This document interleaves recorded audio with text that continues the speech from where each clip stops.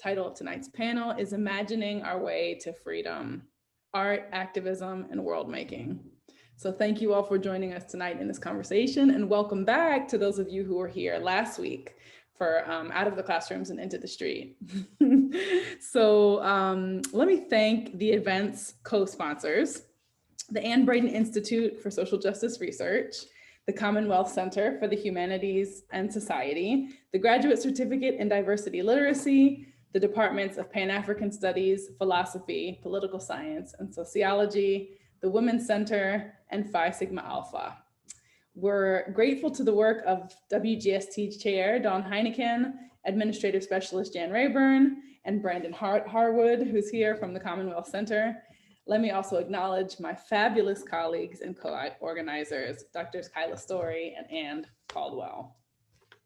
So I'm Cara Snyder, for those of you who do not know me, she, they. I'm one of the series organizers, and I'm the newest member of the Department of Women's Gender and Sexuality Studies.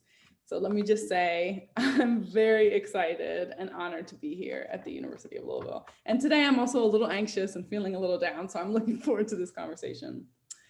I moved to the city 3 months ago as the uprisings against anti-Black racism and state violence swelled.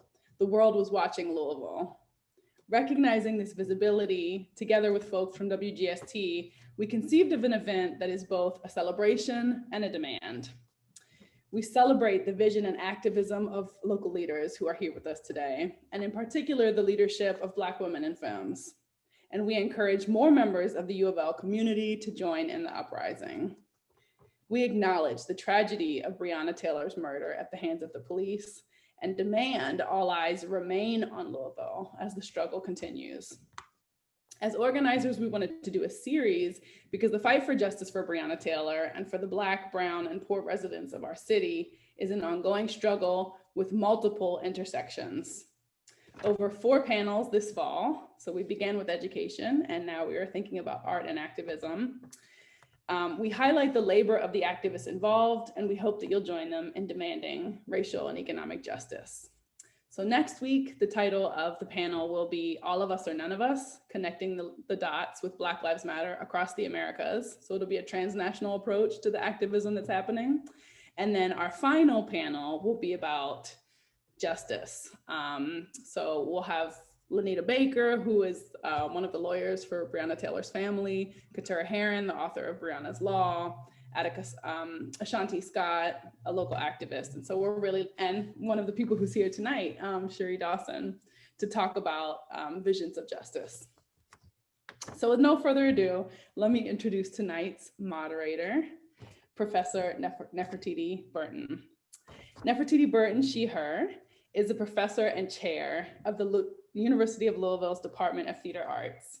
She's a stage director whose teaching and creative work focuses on African American and African diaspora theater and performance. She seeks to make theater that informs, transforms, and brings light to communities in the US and around the world. I'll pass it over to you, Nefertiti. Thank you. It's an honor to be here. Thank you for inviting me to participate with these great artists and cultural workers and movers and shakers.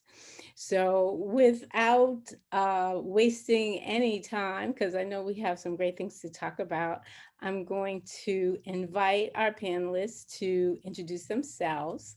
I'm going to invite Ramona Lindsey to introduce herself first, and then we'll move to Sidney Monroe Williams. Okay, so Ramona, take it away. All right.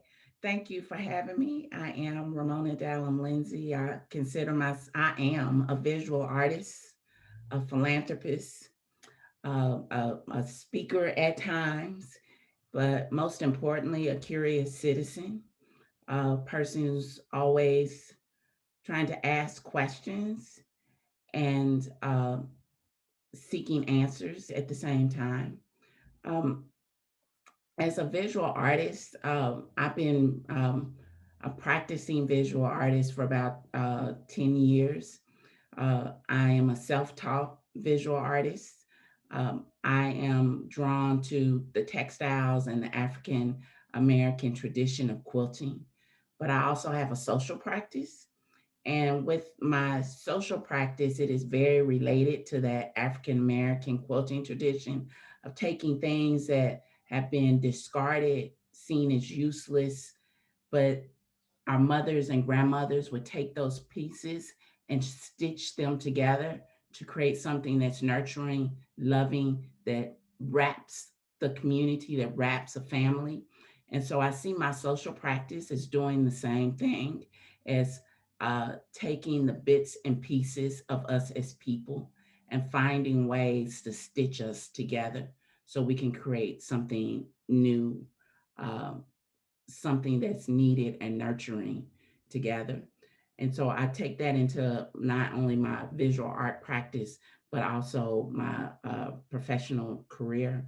I'm currently a senior program officer at the Community Foundation of Louisville. And prior to that, I was the director of education at KMAC Museum. So I'm always, again, as a curious citizen, asking questions and looking for ways that we can enable all of us to be liberated and to make the choices that make our lives full for ourselves. And how do we create the resources together, acquire the resources together so we can do that? Thank you. Beautiful. So good to know you. And Sid, share your background with us.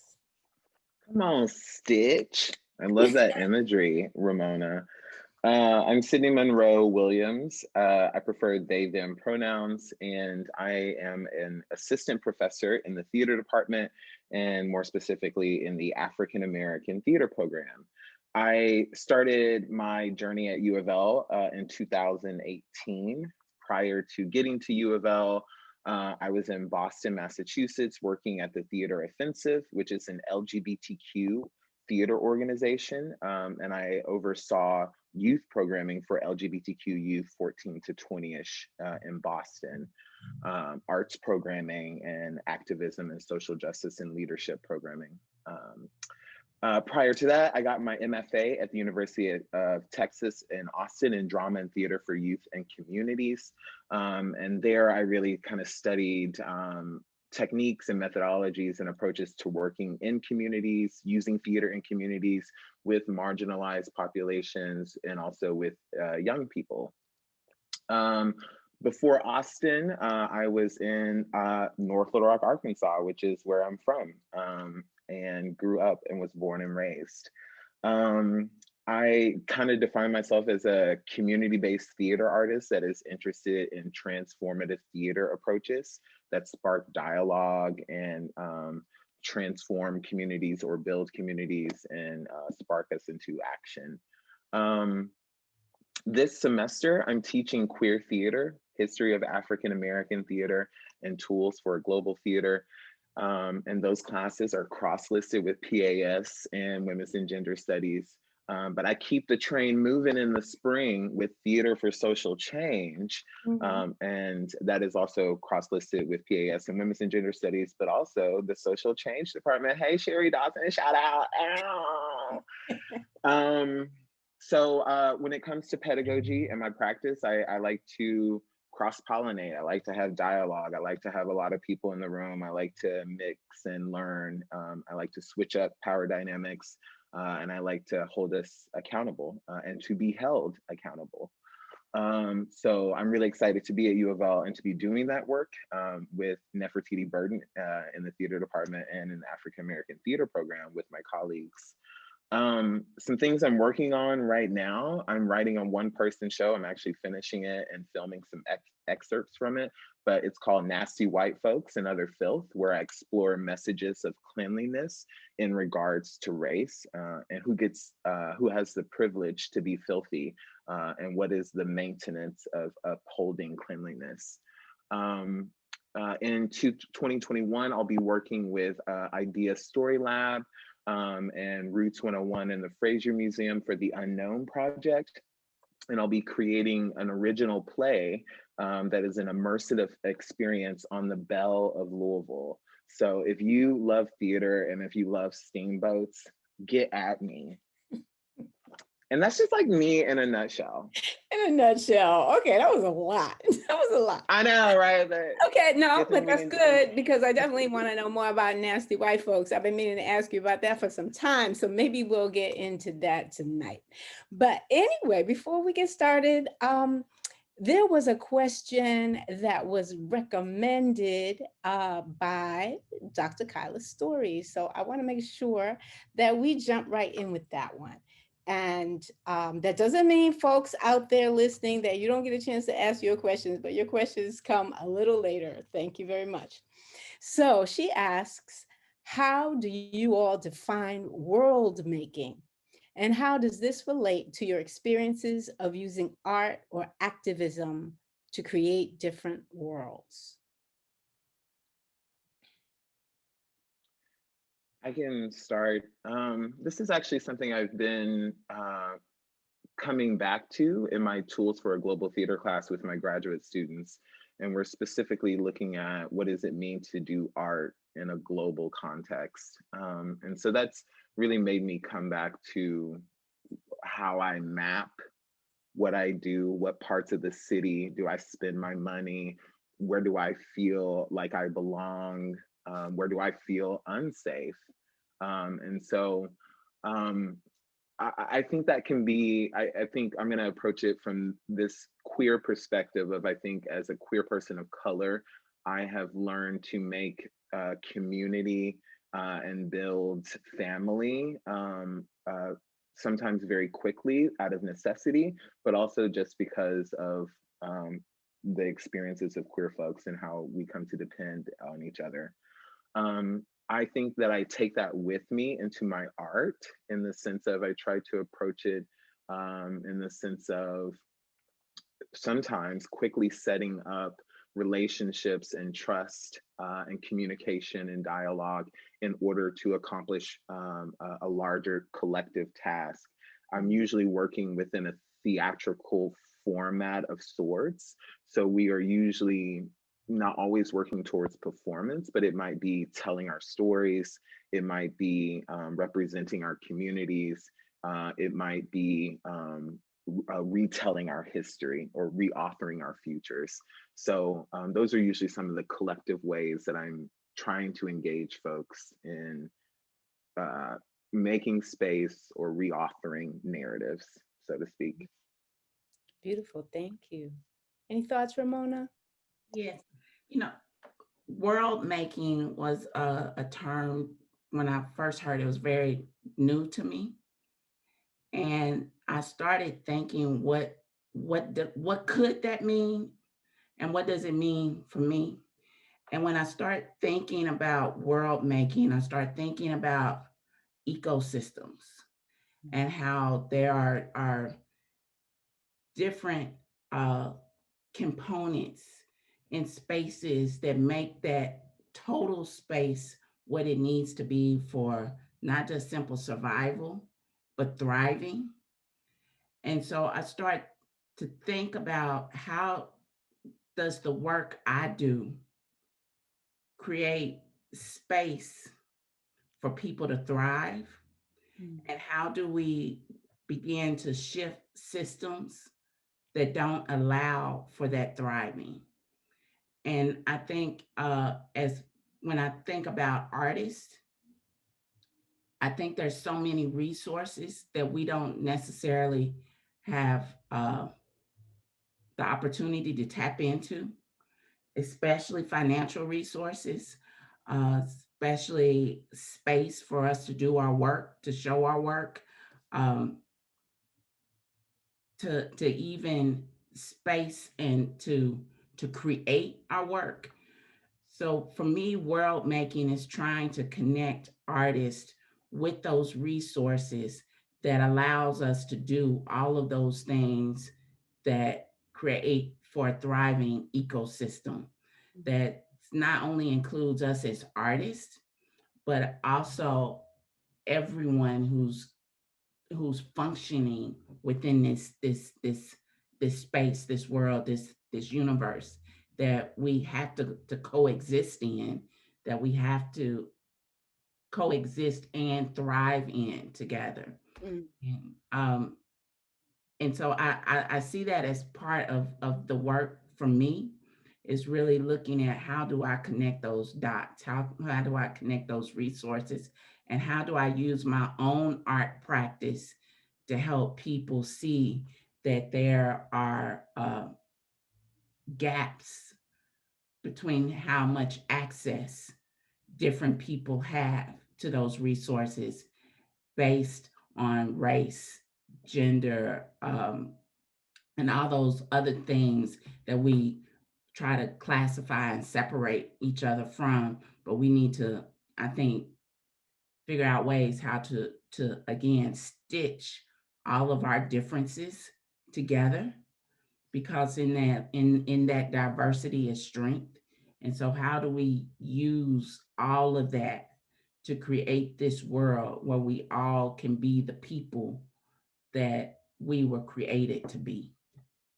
Thank you. Those are some, both of you have given some really profound, sharings back from that question. I have just been thinking about it since I asked it of you. And what comes to my mind too, in addition to all the things that you've said, is in interior worlds, interior space, and starting to think about how important storytelling in history is, and how important it is that we share that with our little ones, that from the time they're out of the womb, that world making begins within them, so that they understand that there's no limits to their world. And I think that all of the other ways that we've talked about that, for me, begin in that space. And ideally that happens, beginning in infancy, but whenever it is that we're able to encounter, others, ourselves and others, and we can build out and build out and build out those worlds. It's glorious. It's glorious. So thank you. Nefertiti, I like that because earlier today I was thinking about griots, and that we all are those storytellers. And I think as artists, we are those griots who are helping to tell that story, the history, the present, and even projecting on what could be, what can be, that future. That's why I love that Afrofuturism. Yeah. I'm like Right. totally into it, right? Well, and what better way to have young people to be the shepherds of that in some ways, right? Your comment, it makes me think, Nefertiti, about, so that they grow up knowing no limits. And I think a lot of times young people come into the world knowing no limits, and oftentimes their experience is getting told that there are limits and that there are boundaries, and having to reprogram out of that is oftentimes, I think, where they can sometimes struggle. But I think they have a great capacity to keep us accountable. And so I think in retelling our stories, how do we further incorporate young people to have more agency and autonomy in their own narratives, but also as how we're going to collectively move forward? Because I feel like oftentimes they are not a part of those conversations. It's true. And how can we expect them to be ready if we haven't helped them to become ready? Exactly. Mm-hmm. And I just celebrated my 50th birthday, and I realized that I am now like moving into that older role. And you still look good though, Ramona. You still got it. Okay. We never would have known. Don't test her. Do not test her. I'm proud of it. That's why I say it, because I believe that God has given me wisdom, and we have to, those of us who are in my position, who have had those experiences, who do have resources, do have knowledge, networks, and connections, we have to make those things available to the younger generation so they can continue to build and shape the world that they want to have or they want to see, so we can thrive in together. And I think that those of us who have been on this earth a little longer than others have to give them space for that, and know that our ideas or our past ways are not necessarily the ways that are going to continue to keep us moving forward. All right. Well, thinking about young folk and thinking about who we are as, generation or less older, I would love to know when it was that, if there was a moment for each of you, that you discovered the need to share, your creative product or your creative self with other people.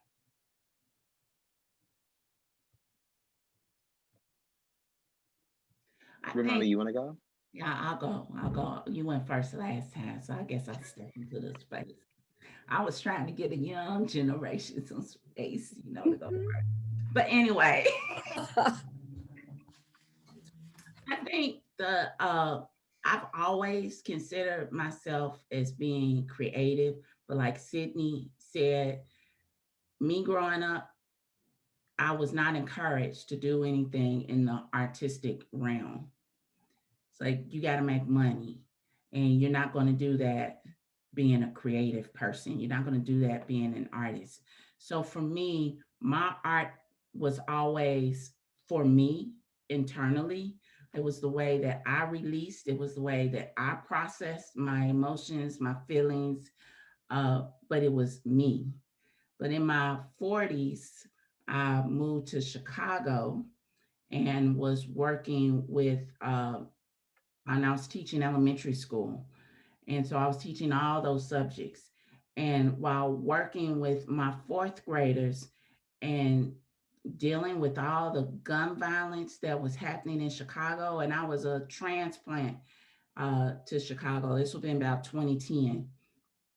And I moved to Chicago from Auburn, Alabama. So pretty much a small rural community to Chicago. And so my way of processing the anger, the fear, the frustration with all the violence was using my art and making quilts and stitching. And I decided to introduce my children to the G's Ben quilters of Alabama and how they use their quilting as a form of activism, and how they use their quilts to help share their story. And so, as part of a social studies literature lesson, we created a quilt that had poetry where the kids talked about what they saw as their neighborhoods now and what they wanted the adults to do so their neighborhoods could be something different in the future. And we made a huge art quilt to share those that poetry.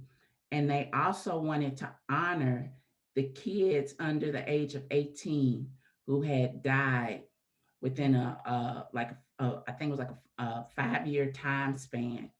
There were so many names that the kids couldn't get them all on one quilt. So we had to make two. And that's when I realized that my art had the power to do something more than just give me release. But if I shared my practice with others, it could help others find their own voices. And those quilts ended up being part of a traveling exhibit through the Chicago public library system. And the kids went to these different libraries talking about what they were seeing in their neighborhoods. So it empowered them to be the leaders and for the change that they wanted to see. And so I'm trying to do that continuously in my own art making, and also in my social practice, continuing to give voice to bring attention. So I guess the first time I really realized that was when I was in my 40s. So I don't think it's ever, there's no time that's too late. That's right. It is, I there's something else in me that in another vehicle, another tool, another way that God wants to use me uh, to do something different. Thank you. Sid? Yeah, I think like a general overview is like as a kid, I always had a vivid imagination, so I could entertain myself, which my mother loved, you know, for hours, right? And I was fine with like creating these worlds and going on these adventures. I was also just like bossy as a kid, and I like people to do things like we would play games and I like do it my way. And I was very ardent about it being my way. And then I was a pretty good student, but I always like on my report card, it would be like excessive talking. And so eventually I found theater because it allowed me to combine all of those things into something that people were like, wow, you're talented. And I was like, finally, someone sees it. Um, I mean, I saw it in myself as well. I think theater became a vocation for me. I would say in my mid 20s. I had in undergrad, I majored in international relations and Spanish literature. I studied abroad. And even though I still did theater, I kind of had gotten away from it and had lost touch with it. I got a job actually running a theater program at a school and was doing that for about 4 years. And I just got to this point where I felt like I didn't have resources or these, I don't know, I just didn't have enough in my toolbox to feel like to accomplish what I wanted to do and to engage the students in the way I wanted to. So I think when I went to UT Austin, I found this program that allowed me to combine that kind of global international relations, political science background with theater pedagogy and with using theater in communities. And I had I didn't see examples of that previously, so I didn't know it existed, but I finally found a way to bring those things that I was interested in together.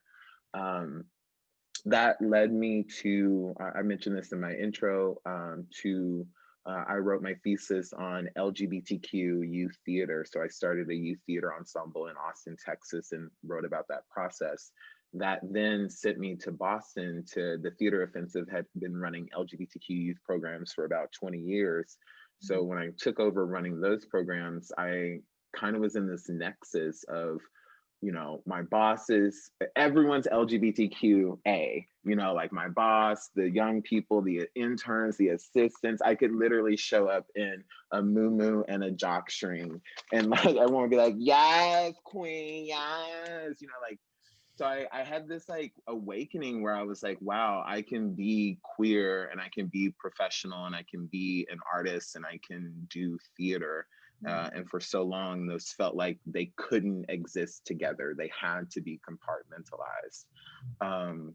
I think part of what was exciting about coming to UofL and furthering that, and something that I'm awakening to now, is how I would say I have a non-traditional way in which I got here. And so now in the students that I engage with and even my colleagues and folks in Louisville, trying to share in the resources and access and things that I have, but then also build upon and share with folks how to make their own art, share their own story. And so I think that really solidified for me, not only as a child, but as I started to combine those two ways of those interests into a vocation. Well, one of the things you and I have talked about, you know, from time to time is kind of the challenge of communicating, especially inside the academy, to others who are not theater makers or who are not like community artists, the value, the importance, the critical nature of using our art form to develop our communities. or using our art form for a purpose other than just for its own sake. I wonder if there's anything you would like to share about that. I find it that I'm still, even after 20 years, having those conversations with people who feel that if art is for a purpose, be it activism, be it education, whatever, then it's not really art, it's something else. And I wonder if you have any thoughts about that. Yeah, it's a everyday battle, and I would say, there's also another criticism you hear is art for profit, right? Like, how much money is this going to make? And if it doesn't make enough money to pay for what we invested in and then some, then it's not worth us. It's not worth putting on stage, or this story doesn't get out to the people that need to hear this story. So I think that those criticisms and that kind of discourse is very much prevalent. I will say, from my personal experience, I think what you see in higher education is with community-based work, or work that is working in communities, or using these kind of social justice approaches on the ground in a practical way, is that oftentimes higher education will say, great, it's so great that you have those skills. We love having diversity. We love that you come with all these things. And if you don't publish about it, then it doesn't count. What they don't do is look at the immense amount of invisible labor that oftentimes folks of color and other marginalized folks are expected to do, or just the inroads and the entry points that we have into community because we live in solidarity with those communities. Those get levied for, to build these relationships and do this transformative work. But then you have to do all of that labor, and then you have to like code switch and then write a scholarly article about it to prove that it has value.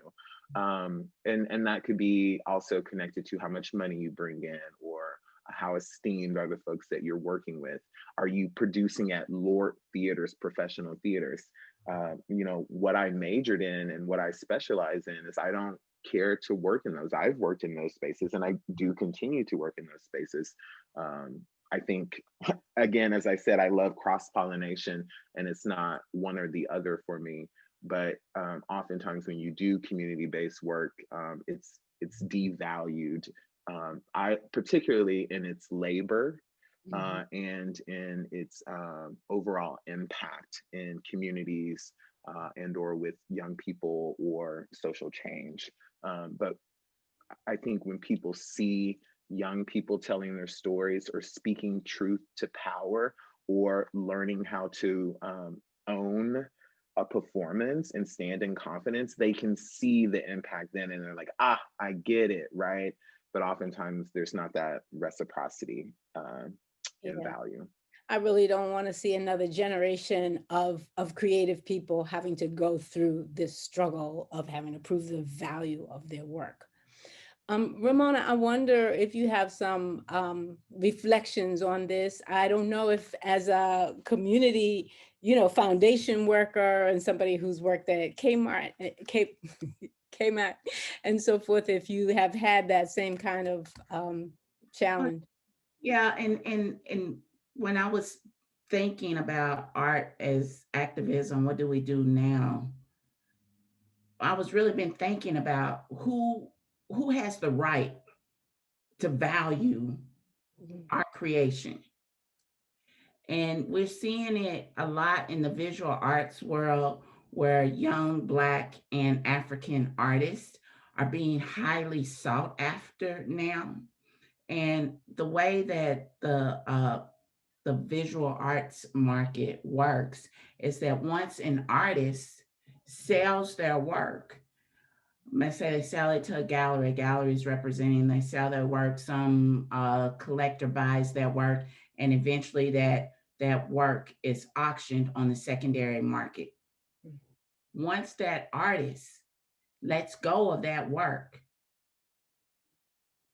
when it's sold on the secondary market, they get no return off of it.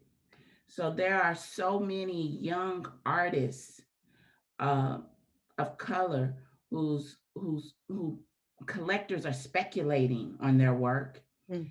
and that artist is not reaping the benefits that these investors are getting for their work. And there's a young curator, her name's Destiny Ross Sutton, and over the summer she helped to curate an online exhibition with Christie's Auction House. And that online exhibit was called Say It Loud, I'm Black and I'm Proud. But Destiny's 24 years old. She realizes that there's something wrong with the way that we're valuing the work of Black artists. So she challenged Christie's to do something different. And so in the contract, that the buyers of this art, of these young emerging Black artists, the buyers had to sign an agreement that said that if they sold the artwork within 5 years, the artists had first right of refusal for the sale of their art. And once they sold that art after that 5 year period, the artist would receive 15% of whatever the sale price was. In addition, the artist got received 100% of the proceeds of anything that was sold during that Christie's auction. That's the first time that something's been done like that. Mhm. But it allowed it, because the artist said, I'm not going to sell my work. I'm not going to allow it to be sold without the buyer having this agreement. Mhm. So I know that I can receive something from my creation later on. And I also have uh, a period of time where I can continue to develop as an artist and find my voice before the secondary market blows up my work so much that no one can afford it. Are the 1% are the only ones who can afford it. Mm.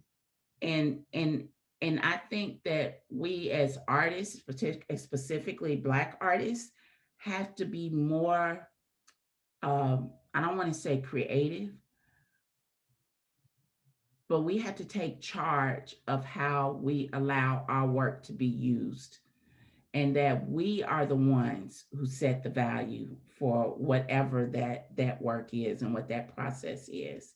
That we don't allow the white gaze to say this is important because I said it was important, as being the person who is leading institutions and arts organizations. But we as artists have to take responsibility for that ourselves, and be vocal and active and understanding legal systems and the power of intellectual property and how you protect that intellectual property, so we value our own creations. That's a brilliant model. Is there a way that um, formula is being shared? Are other young artists gonna be able to pick up on that and I have use no it? idea because it just happened August 2020. Okay.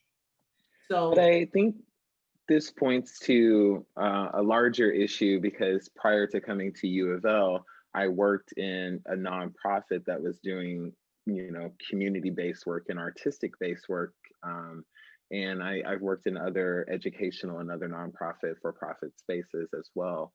And in general, I would say in theater, the gatekeepers are white, cis, and there are not a lot of folks of color who are in gatekeeping positions. I think you saw the response earlier this year, Dear White American Theater. That was the open letter to American theater and its practices that are anti-Black and anti-Indigenous and queer. But I think it points to that. I think if we use that as the standard of the value of our work, then it means that our work is inherently devalued, right? And so finding a practice and finding self-worth, and a network and a collective of folks that you can engage in and build with, I think is important for artists of color in general, whether you're young or old, right? When I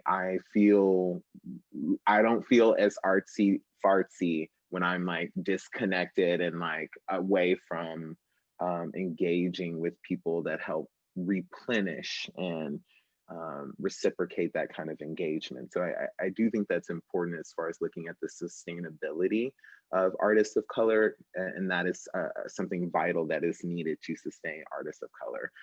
Getting access to gatekeeping positions, and then also being able to build networks that help support and reinforce their value. Absolutely. Thank you.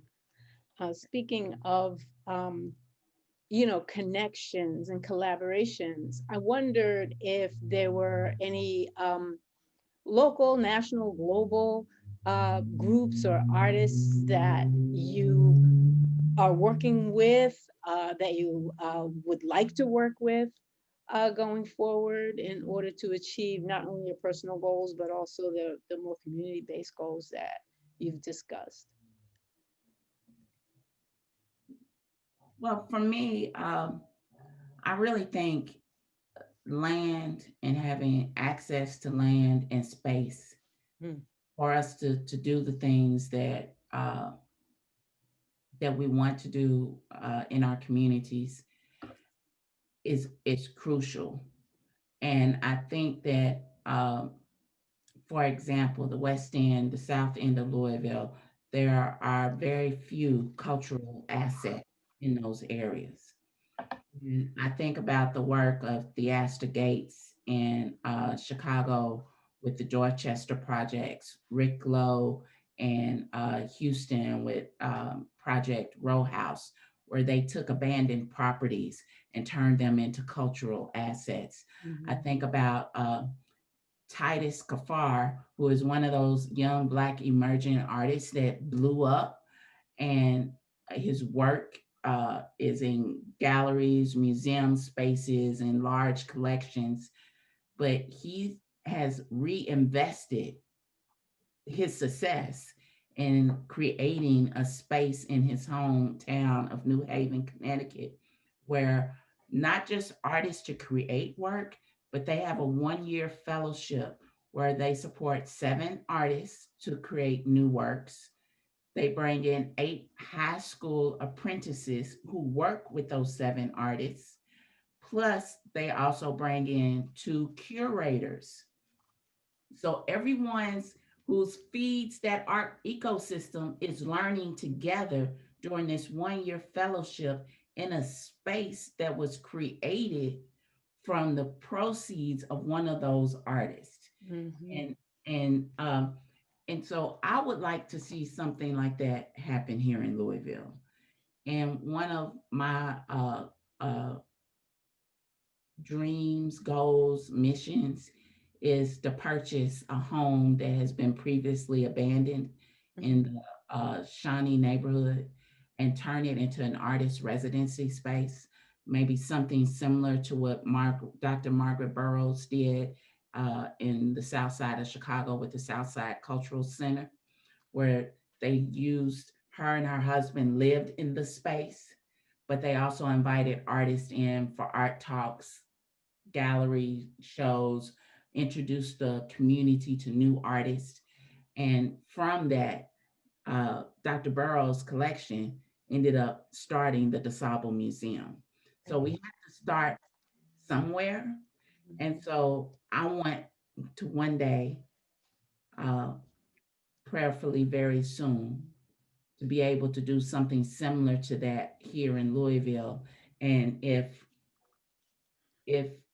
we can follow the examples of some of these other artists like Theaster Gates, Rick Lowe, and Titus Kafar, that we can begin to build our own cultural assets right here in Louisville, and that be a model that others can follow. I also would like to see how we can educate ourselves uh, as being patrons and supporters of the arts, because I know growing up in my house, uh, going to the theater, going to the arts museum, that wasn't something that we did regularly. We didn't have access to that. So how do we begin to re-educate ourselves about the importance of our own cultural and our own cultural assets? Mhm. So that's one of the things that I'm interested in, um, as working with other artists, building those coalition and collaborating with others. That's fabulous. I hope you'll also consider Russell. You know, there's that preservation program in Russell, and they're renovating old houses.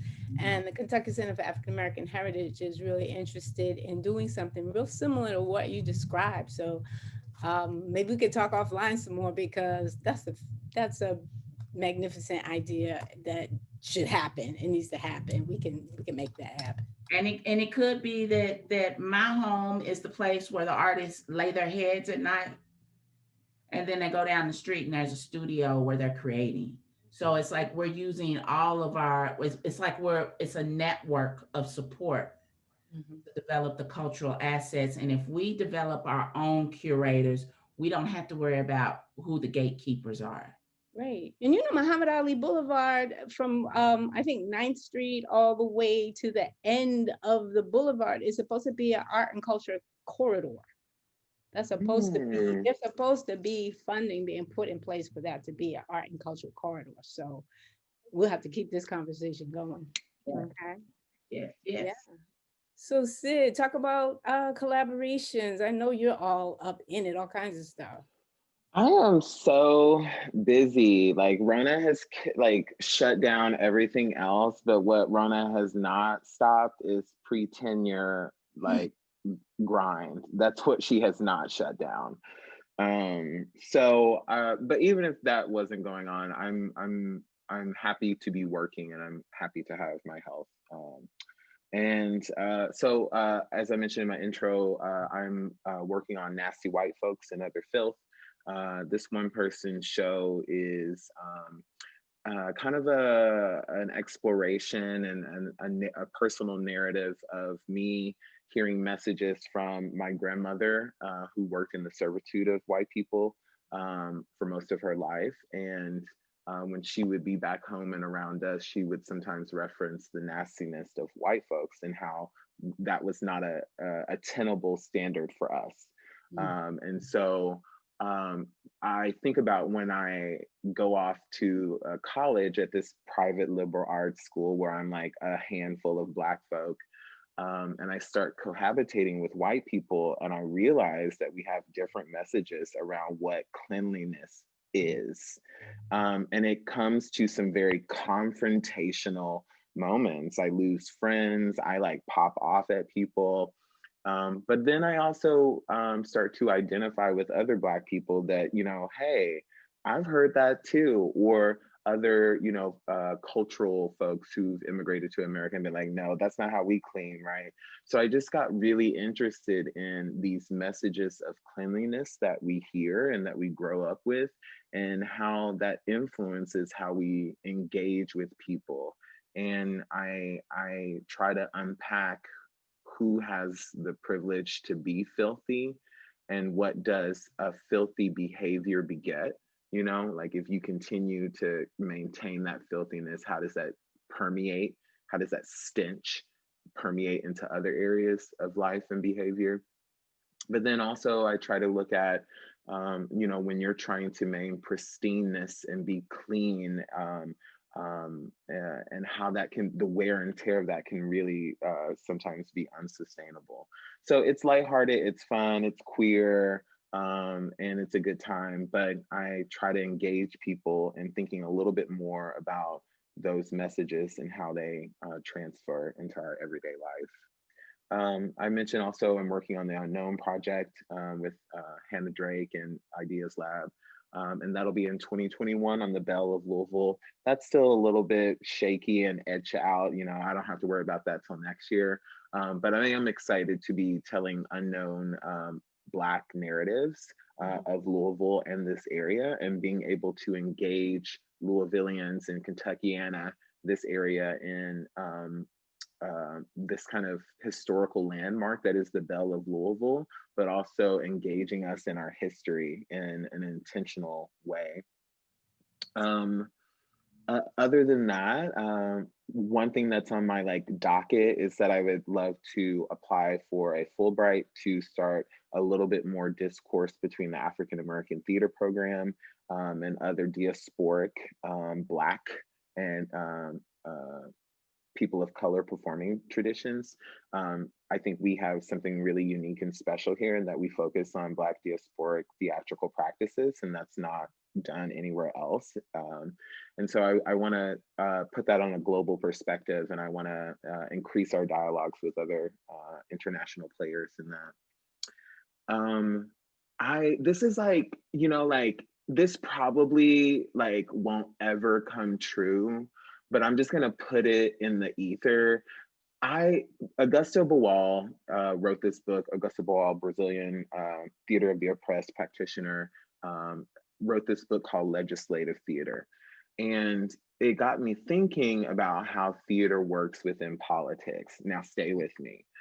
I was thinking, how cool / a lot of work would it be to get politicians to do theater? But stay with me, it's 2.0 version, so it's musical theater. Can you imagine Andy Bashir, Mitch McConnell, and there's a whole bunch of other folks we can throw up in there, but using theater to be y'all, I need y'all to work together, not only because this scene is a hot mess, pun intended, but we need you to work together in other ways. So it'll probably never happen, but if I could get some funding to do some musical theater with some politicians, someone please point me to that resource, because that's you may just not be able to start at the top of the heap, but you might be able to get some, some. Don't block my shine. That's Okay, you want to start at the top? Okay, let's figure out how we can make it happen. We'll figure it out. That's where I want to start. They're being dramatic and doing the musical song and dance already. So it wouldn't be until I go through my notes, and then I'm Andy, I'm gonna need you to step stage left a little bit more and give me more personality.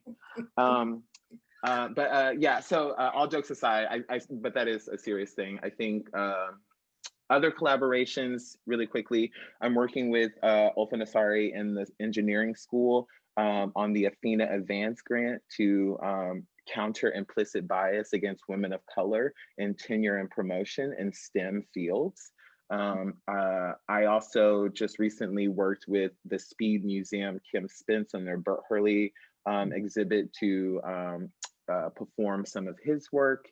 And so, yeah, I'm out here trying to do stuff and engage as much as I can without losing my head. I want to reach back in our conversation a little bit to pull out one question that I have.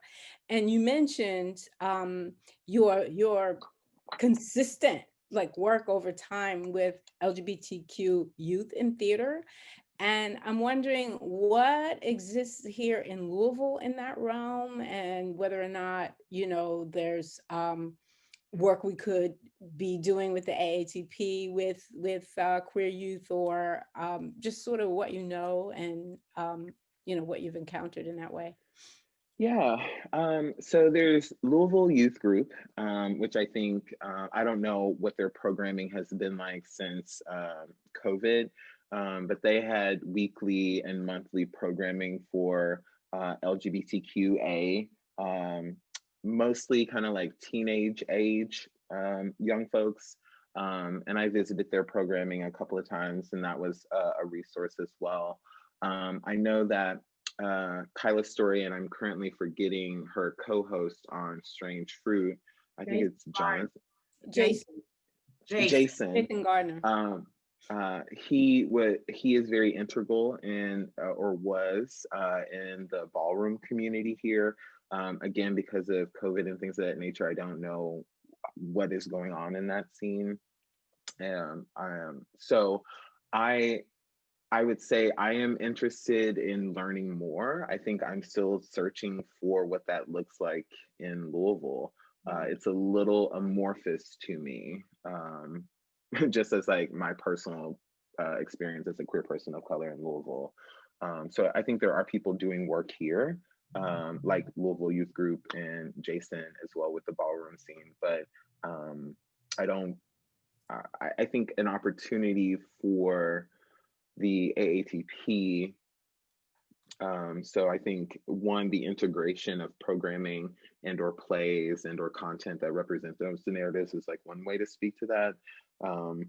But I think there's also a way to partner with organizations that are a lot of the, I wouldn't say activist groups, but just kind of like social groups in the West End are inclusive in their kind of like missions. And so I think there are queer components within that that are woven in, but I don't think there's like the gay Black spot where you go and it's like, here are all the gay Black people. Yeah, so I don't know if that's a good thing or a bad thing. Maybe it is what it is. Okay. Thanks. I know we were supposed to open up to Q&A at 8 o'clock. So Cara, should we keep talking or do you have questions that the listeners have put forth for our guests? I will ask folks now to please add your questions. You can either put them in the chat or you're welcome to add them to the Q&A. So folks, please go ahead and do that. And while we're waiting for questions, Nefertiti, maybe we could ask, maybe it's too soon to ask for my final question that I had requested. I have some other questions. I just didn't want to hog the time and not allow other folk to get a word in edgewise.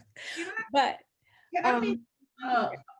can I mention a collaboration that's happening with some artists? Where I'm the lead artist on an installation that we're calling Land is Parks, Culture, Stories. And the premise is that access to public spaces gives us the freedom to be who we are culturally. But when we are denied access, or if the decisions that our government make do not provide quality public spaces for us to do those things that we enjoy doing, then we can't fully be ourselves. So the exhibit is opening November 21st through April 4th at the KMAC Museum. And I'm working with 5 Black photographers, Black identifying photographers, John Cherry, Abdul Sharif, Joshua Jean Marie, T.A. Yero, and Nubia Bennett. And those photographers went to 20 different Louisville Metro parks and took images of what they saw in the park, people being themselves, looking at infrastructure, but really looking at our parks through a Black lens. And I've used their images as to form a visual quilt of how parks are impacting our lives. Mm-hmm. And there's a couple of other components to that. One is we're also collecting stories of how people have either been allowed or not allowed to be their full self in parks. And those stories will be turned into an audio recording that will run on a loop in the exhibit space. So as you're seeing these visual images of the parks, you're also hearing people's stories of the parks. And Bridge Kids International, which is led by Stacey Belly Indiat, is actually reclaiming an under-resourced park at Ben Washer Park to create their international headquarters. So in that exhibit, we're also going to talk about how people can come together to reclaim spaces that our government has forgotten, that our city has forgotten, and what we can do as people to reclaim public spaces. So I invite people, if you want to, you can call a phone number and leave your story of a park in Louisville. Can I get the number out? Please do. Okay, it's 502 830 8021. 502 830 8021. And if you call and leave your story by October, no, I'm sorry, not October, November. It's been busy. November 12th, we'll be sure to include those stories in the installation. Oh, wow. Excellent. Thank you for sharing that. Thank you for allowing me to. Well, I'm going to have something to share too, maybe before we close at the end. But so I was going to ask you to think about what your advice might be to young artists or even older folk who are just getting in touch with their creative potential. Like how to begin to, activate that or share it or embrace it.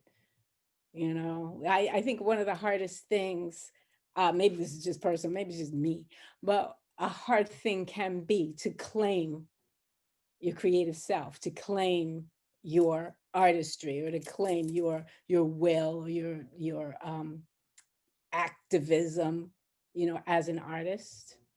So thoughts about how we get young folk, maybe over that hump.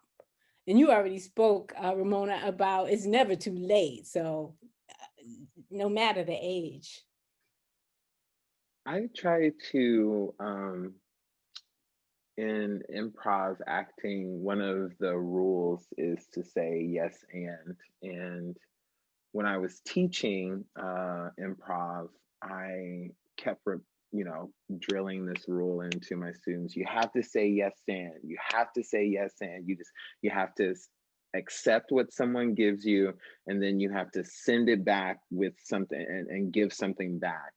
And that kind of rule, that approach in improv, I've tried to take into my everyday life, but also specifically in my artistic practice, and these other areas where I say yes and. I think it's very easy because of fear, intimidation, lack of knowledge, or a variety of challenges and barriers to not do something, or to not embrace creativity, or to further yourself in an art skill, creative skill that you're interested in. And so I would try to offer folks to say yes and when you are met with an opportunity or a challenge, to take it and say, all right, I'm going to take that in, but then how do I send it back? But I add my thing to it so that it's not just something I'm doing, to make money or to please someone else, or so folks think I'm cool and I'm hip, and I listen to the right bands and eat the specific brand of tofu. So I because I think that will hopefully get you into this practice of no matter what comes at you, you're able to be like, all right, I'm going to take that in, but I'm also going to engage in this in an intentional way and offer something. To me, that has made my artistic practice sustainable. I have spent a lot of years doing those other things, and it was not sustainable. But when I started finding a way to offer and accept things, then I found myself doing more work and doing work outside of what I thought and I would say even your comment about in the framing of it of like folks embracing their creativeness, it was me trying to be like, I'm not just a creative, like I'm a researcher, I'm a scholar, I'm these other things. I'm not just the creative, funny theater person, right? That's, you know, great to have in a meeting or something of that nature, but like people really don't take your research seriously or think that, you know, your work is just as credible as scientists and philosophers and engineers. Right.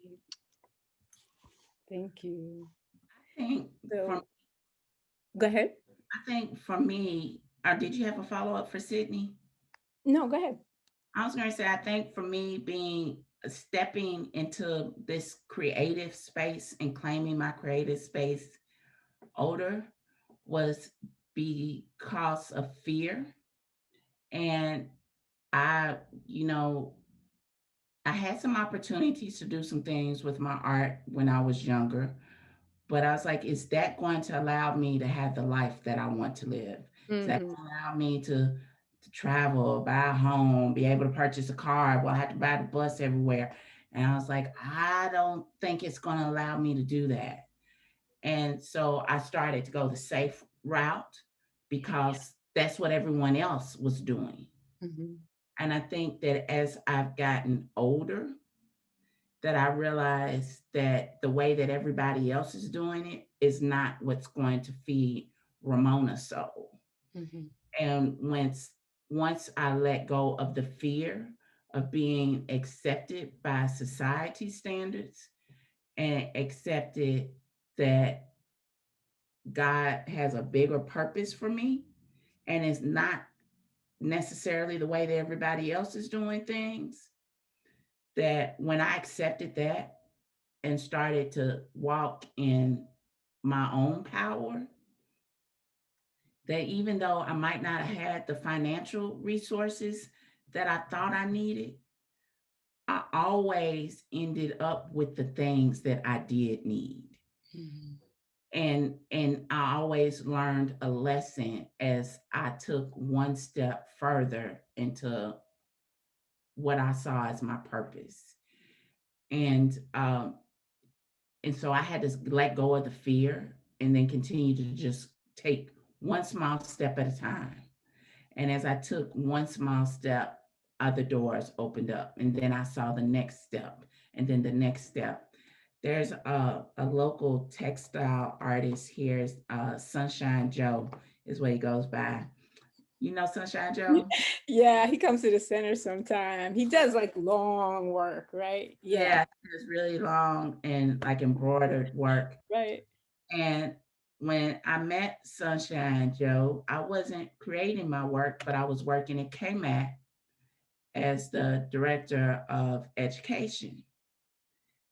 And I went to Sunshine Joe's house and I was looking at his work and I was like, this is so beautiful, but I can't create because I got to make money so I can take care of the kids. And he said, you will always be an artist. That creativity is always in you. And sometimes you might have to set it aside for a bit so you can take care of the now. But the now, what you do now is going to prepare you to do what you love in the future. Mm. So he told me to find little bits of time to create. And then that'll feed my passion piece so I could keep working every day to take care of my family and the things that I needed. But he said, don't ever let anyone say that you are not an artist because you are not creating, or you're not showing, or you're not doing this or that or the other, what people say you should be doing. But as long as you're feeding that passion and keep walking in it, you're laying the groundwork. And that was freeing for me to hear that that this isn't just like a one moment thing, and if I don't hit it right now, that it'll never happen for me. And when I think about how many older artists live a long, long time, like, Margaret Burroughs was like in her 80s before she passed away. But, it seems like an artist, if they're doing all those other healthy things for themselves, as long as they're following their passion, they seem to have longevity. So I think the next 50 years that are ahead of me are going to be Mhm. those years where I can have that prolific art creation moment and bringing together other artists to create, and we're just feeding each other's passions. But what I did before has laid the groundwork for that. Mhm. So I just think you got to keep stepping once, take one step at a time. Don't be afraid, and allow yourself to feed your passion somehow. That's a beautiful story. That is a beautiful story, a beautiful lesson. Thank you for sharing that. Okay. Um, so I have another question I'm going to ask you all, and it is, how can institutions continue to support activists? And it has different parts, separate parts. What did this panel do? How did it serve you? How did it serve the movement? Right now, as the senior program officer for at Community Foundation, one of them, my key areas of focus are working with artists, entrepreneurs, and also like community development type needs. And so I managed our Hadley Creatives program. And Hadley Creatives is a professional development opportunity for working artists across all disciplines. We halted that program. We have a 5-year commitment to the Hadley Creatives. We halted that program in order to redirect those grant dollars to doing some things that may benefit more artists, and Mhm. then we'll pick up the Hadley Creatives in 2021. So some of the things that we've done so far is we funded Black Mural Artists Initiative, because what we heard over and over again from Black artists is that they're being told that they may not have all the skills they need in order to get mural commissions here in the city. So we wanted to bring in Black artists who are mural artists who are working at an international, national scale in that art form, to help provide some training for some local Black artists here, and then also to allow some resources for some murals to actually be installed here. So that's one of the things that's in the process. We're also um, providing funding for Forecast Public Art to come do a public art boot camp, because a lot of people really think that public art has to be object based, but it Mhm. doesn't. Mhm. And so we want to educate not only artists, but also arts administrators and our arts leaders who are making decisions about public arts and funding, about the power of public arts and how it can help shape a community, and also allow all artists, give all artists some space to create and to drive narratives throughout our community. So Forecast Public Art will be coming in to work with Louisville's artists and arts administrators. And we've also provided some additional funding for Elevator Artist Resource Group to provide some peer-led, peer-to-peer workshops for artists, so artists can learn from each other how to transition during this pandemic time. So all of these programs are really focused on how to help artists uh, develop the resources and skills to pivot during this pandemic time. So those are some of the things that I'm doing through my work at the Community Foundation, and the Land Is art installation at KMAC is also my form of activism, and inviting other artists into the space with me. I was asked if there's something that I could do.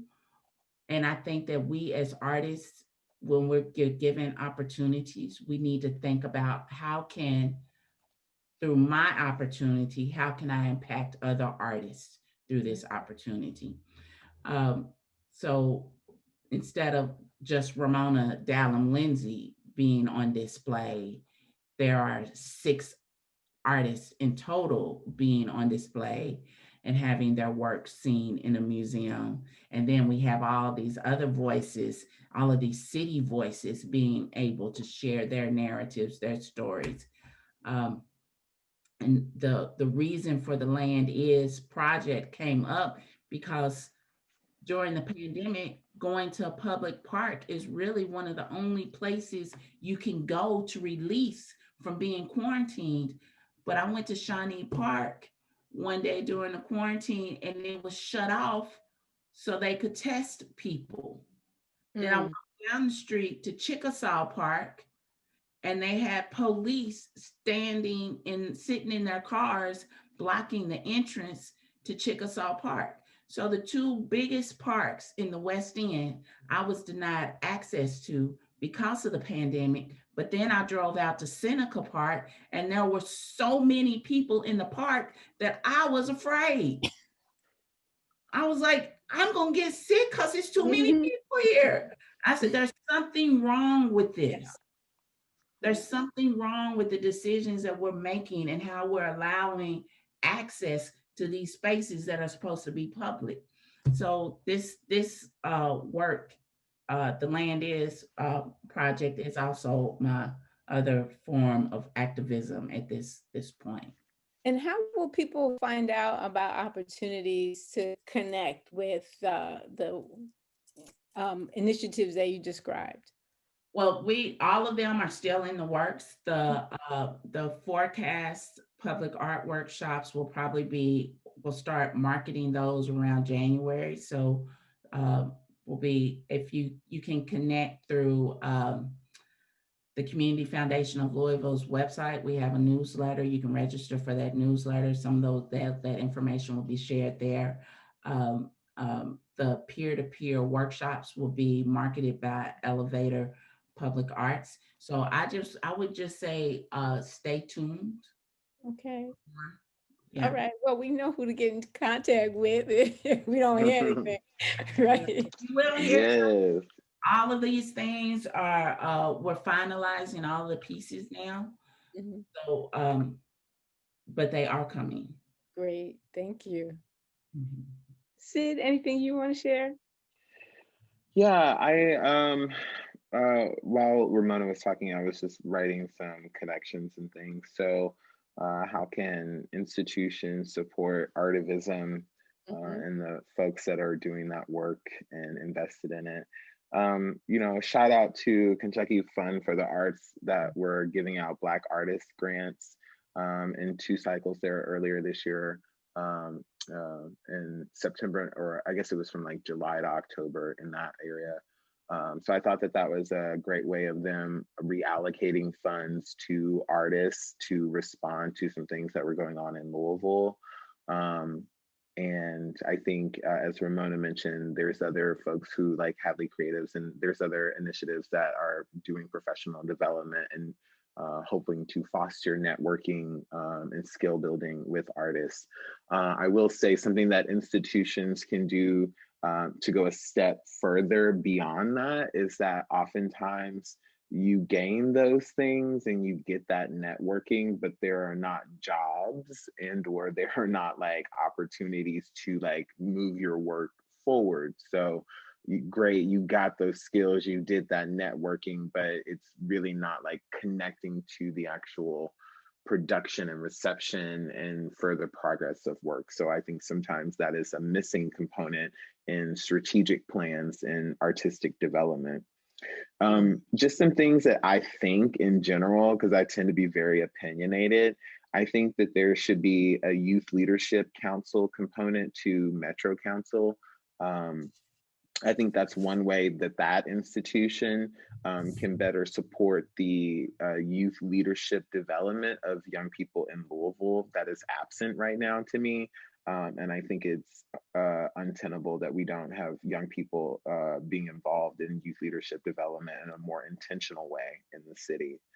I think that we can also diversify arts integration.